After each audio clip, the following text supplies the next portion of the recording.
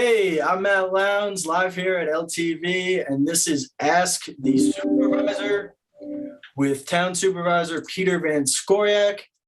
I'm very excited to be hosting this show, and I'm ready to learn more about the town of East Hampton. I hope everyone else is ready to learn more as well with us over the next few weeks. It was a busy last weekend here of August. As we're finishing up August, it is currently Monday, August 30th, and I'm here with East Hampton Town Supervisor Peter Van Scoyoc. Hey, Peter, how are you doing? I'm doing great, Matt.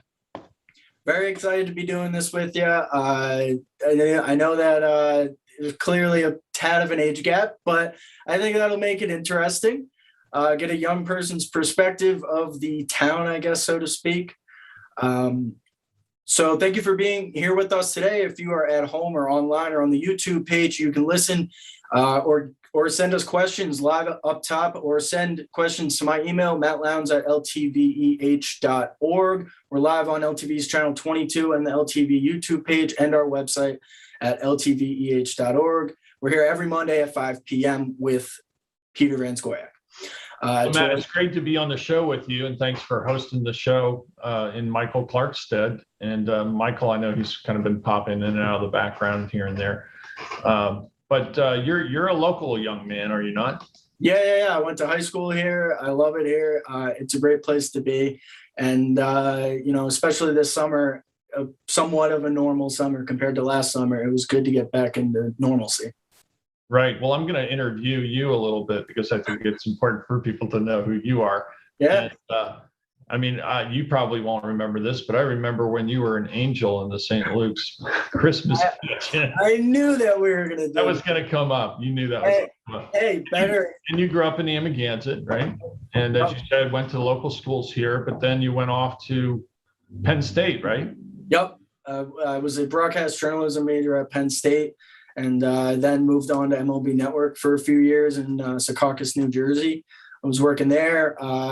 And now I'm back home working here at LTV, and I'm really excited to be able to work in the town. And I care about the town of East Hampton. My parents have been here for 30 years, and it's a great town. I went to the school systems here, Amagansett and East Hampton, and it's great.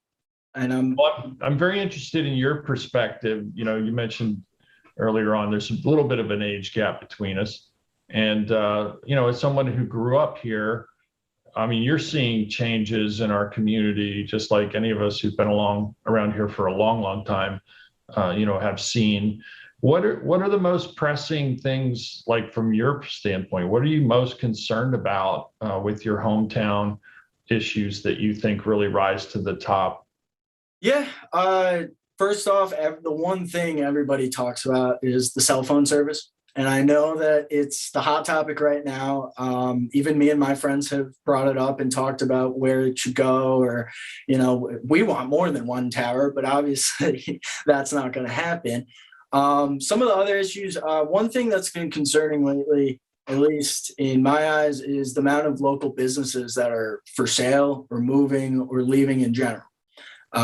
Growing up, I'm barely old enough to remember when there were still local stores on Main Street in East Hampton, and instead of Starbucks, there was an ice cream store or a candy store, and there was an ice cream store next to the movie theater. That's a little worrisome to me, and I'm not really sure if the town can do anything about that, because obviously, if business owners want to sell, they're going to sell. But that's definitely something we've been talking about, because just as well as I do, in December, a lot of these stores close and it's a little quiet on the streets. So do you have anything to add to that? What's your perspective? Yeah, I know that's sort of been a long time trend. And I know that I even read something that Bess Rattray had written recently talking about the Anchor Society, the idea of actually coming together and have sort of a more mom and pop, downtown. And I know there's been a lot of interest in that, to have a more lively business center that actually serves the people who live here. There are a lot of competing pressures, whether it's the cost of real estate and what people have to pay in rent for those buildings on Main Street, Newtown Lane, and the other hamlet centers.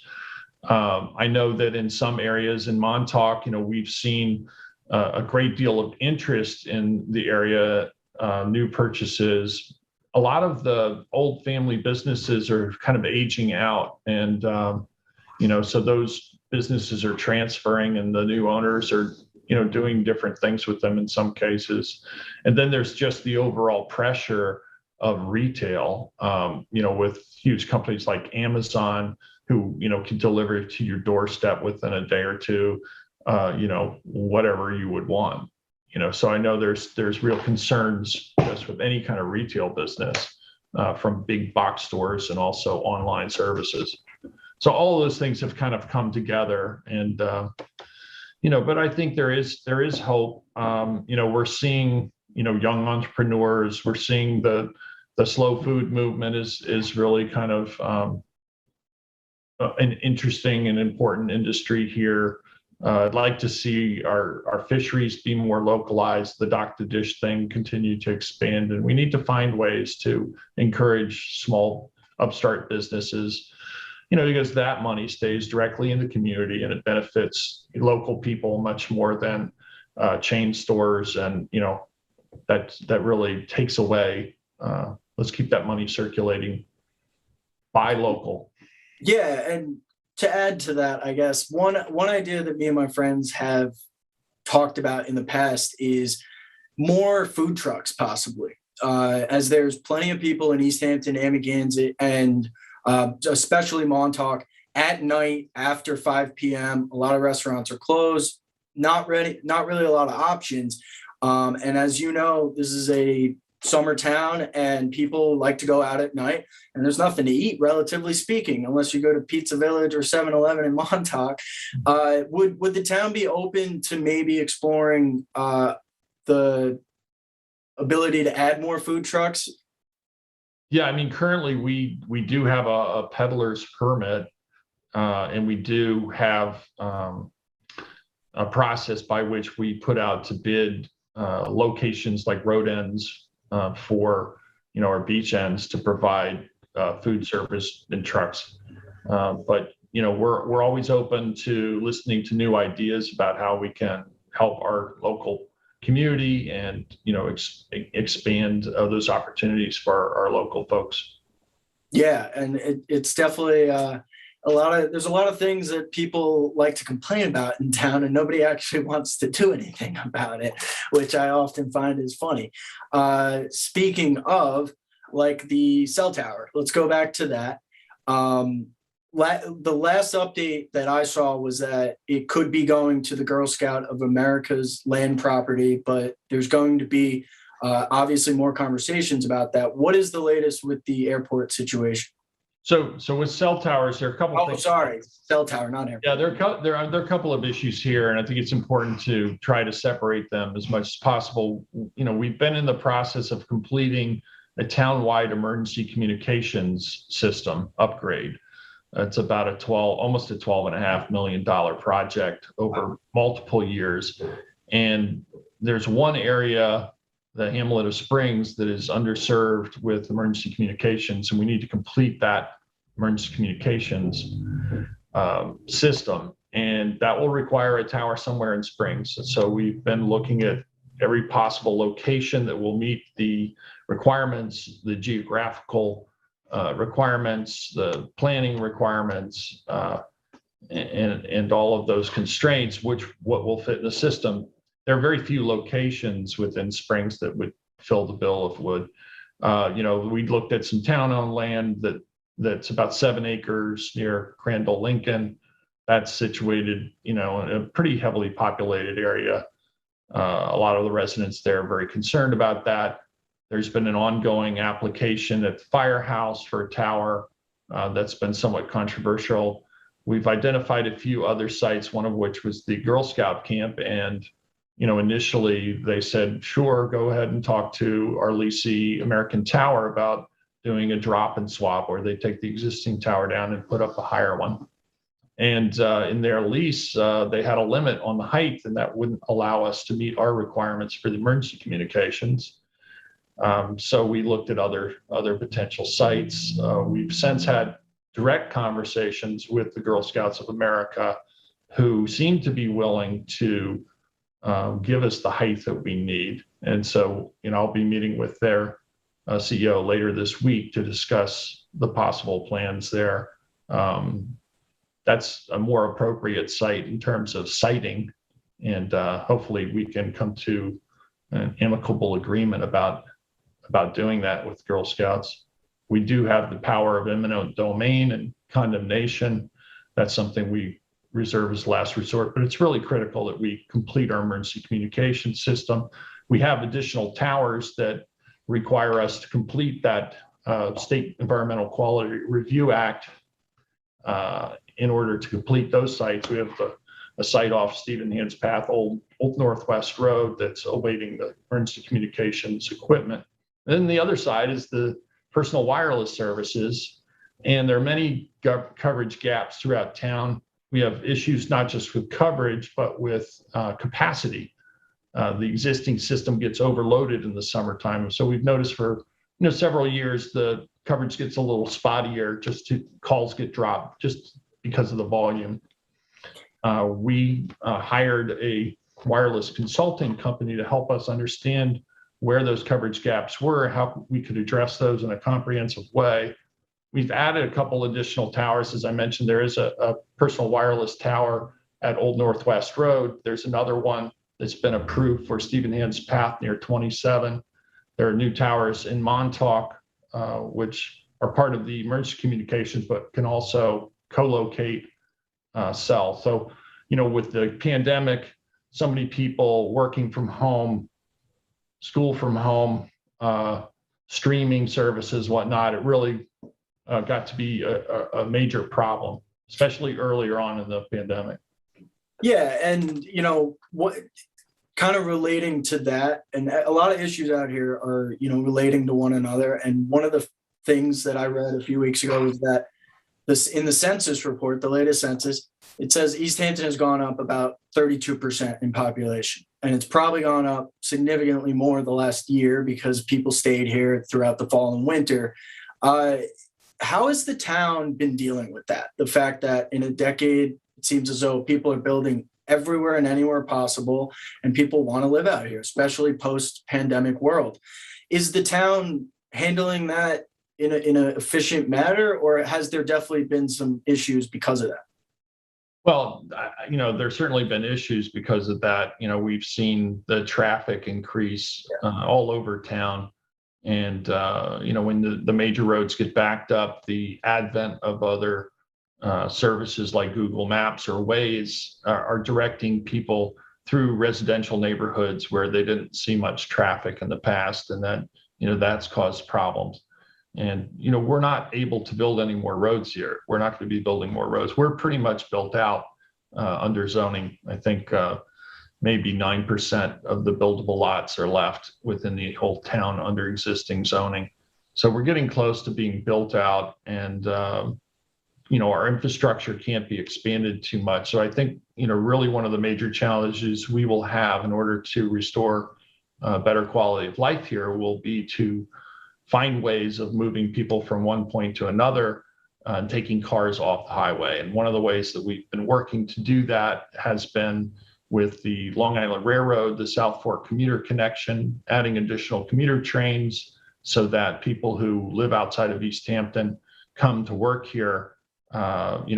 We give them an alternative to sitting in traffic for an hour and a half or 2 hours coming to work. That helps local businesses. It helps government both attract and retain staff. So that's one way. We've had a free shuttle service in the summertime in Montauk, a loop there, the Hopper, and we've continued that again this year. We were able to reinstate that. COVID let up enough so we could restart that. The South Fork commuter connection was also abandoned during the height of COVID last year. That's going to be reinstated on September 7th, but we're going to need to continue to find ways to improve public transportation within the town. And one of the ways that I'm looking to help fund that would be through an additional hospitality tax. It's quite an undertaking to provide the services and infrastructure for a very large transient community doesn't seem equitable to me to put that on the shoulders of property taxpayers. And so we need to find other sources of revenue. Many resort communities use this type of a surcharge or tax and to offset those costs. Affordable housing is another important issue it's all interrelated. Yeah. We have a huge, quote, trade parade because it's become too expensive for people who work in East Hampton to live in East Hampton. And so they're commuting in from other communities outside. And that, of course, that puts a lot of pressure on transportation, on our roadways and infrastructure as well. And we're going to jump into that press release about the affordable housing that the town released today. But first, we actually have a call. So we're going to bring the caller in live with us. Remember, you can call in 609-663-0574. So let's bring in the caller and see what's going on.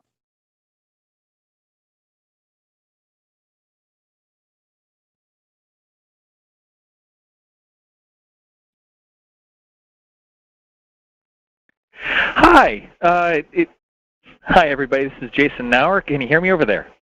Hi, Jason. How are you? I'm doing well. So I have a question. It's pertaining to the cell phone towers. And first thing I want to say is that I think, between myself and the other technicians here who have filmed like a great deal of government meetings, we've seen all of the work that the town has done to go about putting these towers for the emergency communication in the best possible situation. And from everyone like Eddie Schnell and all these other really good people working on a solution. And it was really crazy to see how heated it got at the last one in Springs, because of just how much I know that's always been in the meetings, And so my question is that when it comes to tower placement and finding the right spots, is there anything that the town has as far as like an incentive structure for the people close to the tower?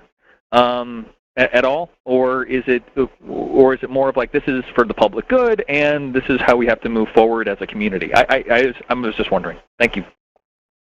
Yeah, thanks, Jason. Good question. I don't think we've ever really contemplated any kind of incentives. To me, the incentive is that we're providing a means of safe and efficient emergency communications, which benefits everyone in town. And with regard to the meetings, I completely understand and can sympathize with people, their concerns. We've tried to just put out the facts and data that we have. We're required, I think, really to look at all possible alternatives under the State Environmental Quality Review Act.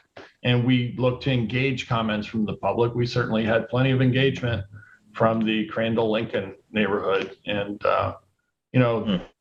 that's not the best possible location in my mind. I do think there are other locations, but whether or not they're feasible and we can come to agreements on those, that remains a question.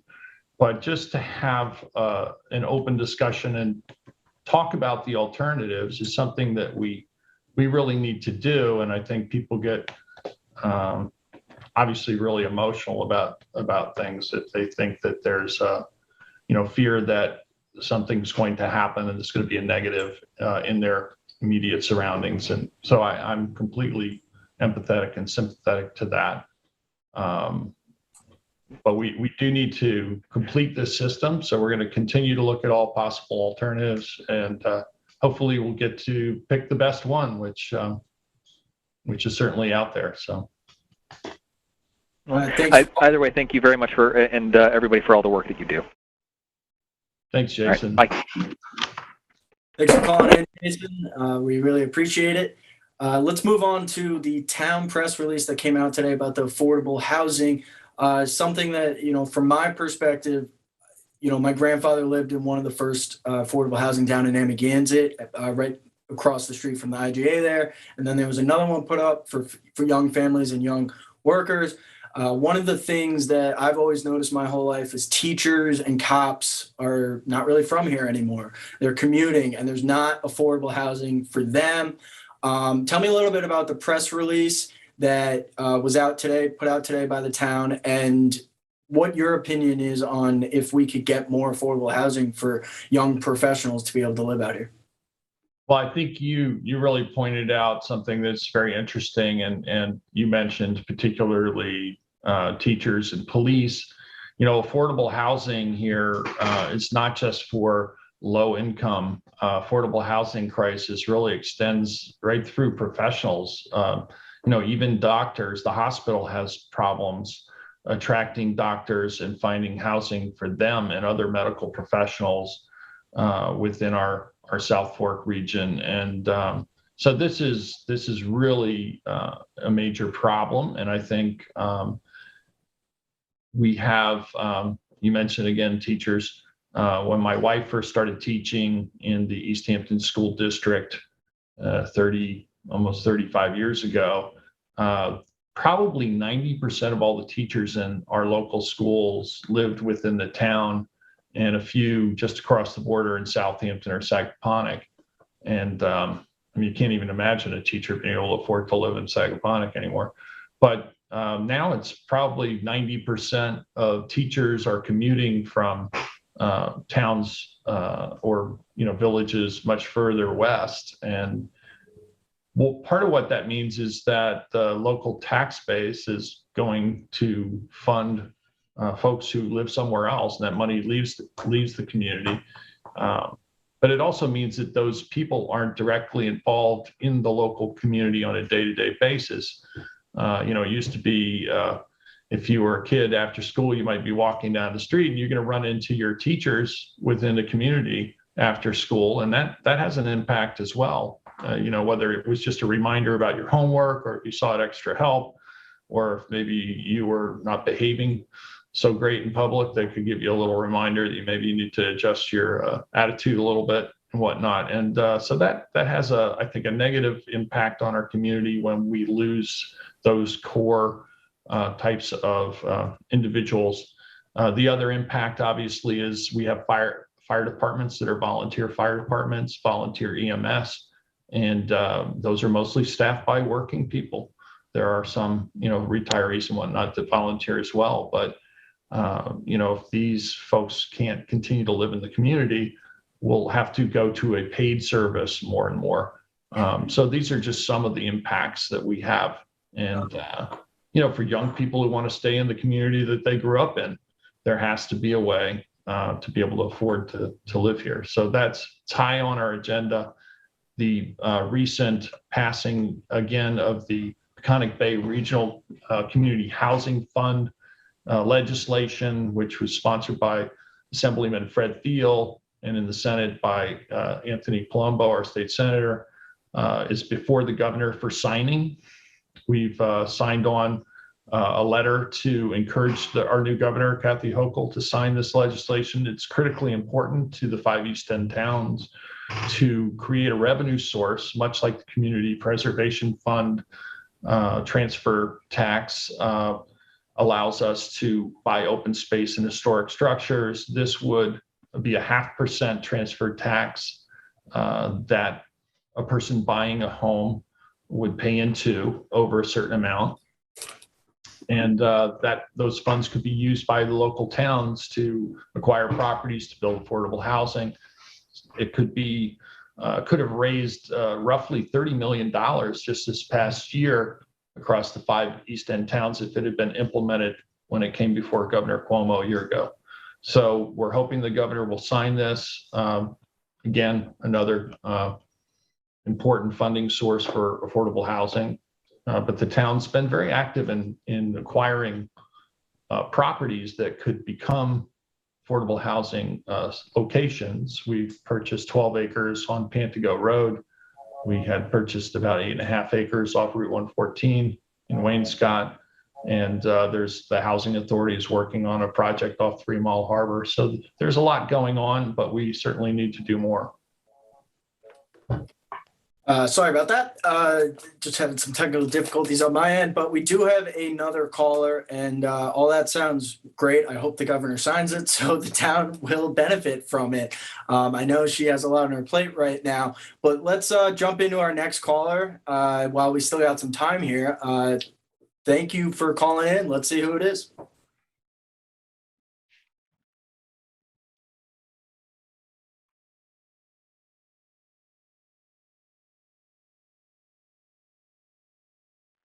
Hi, Peter. Tim Taylor calling from Springs. How are you? Hey, Tim. I'm well, thank you. How are you? I'm good, thank you. I was wondering if you could give an update on the Seaview lawsuit and what, if anything, the town board is doing to restore public access on that beach for next summer. I'll hang up and listen. Thank you. Yeah, thanks for calling in, Tim. And, this is for those who may not know what Tim's referring to.